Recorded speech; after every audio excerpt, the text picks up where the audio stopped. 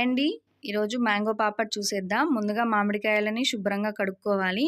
తర్వాత దానిపైన ఉన్న చెక్కనంతా తీసుకొని చిన్న చిన్న ముక్కలుగా కట్ చేసుకోవాలి. ఒక బాండీలో గ్లాస్ వాటర్ పోసి ఆ ముక్కలన్నింటిని వేసి మూత పెట్టి మగ్గించాలి. ఇలా మగ్గాక పేస్ట్ అయిన ఈ మిశ్రమాన్ని ఒక స్ట్రైనర్లో వేసి స్ట్రెయిన్ చేసుకోవాలి. ఇలా వచ్చిన పల్ప్ని ఒక బాండీ పెట్టుకొని ఆ బాండీలో పోసుకోవాలి. తర్వాత తగినంత చక్కెర, కొద్దిగా బ్లాక్ సాల్ట్, కొద్దిగా మిరియాల పొడి, కొన్ని చిల్లీ ఫ్లేక్స్ వేసుకొని బాగా కలుపుకోవాలి. తర్వాత కలర్ కోసం ఫుడ్ కలర్ యాడ్ చేసి బాగా కలుపుకోవాలండి. తర్వాత ఇది దగ్గర పడే వరకు ఉడికించాలి. అలా ఉడికాక ఒక ప్లేట్కి ఆయిల్ పూసి అందులో ఈ ఉడికిన మిశ్రమాన్ని వేసి మొత్తం స్ప్రెడ్ చేసుకొని ఎండలో ఎండపెట్టుకోవాలండి.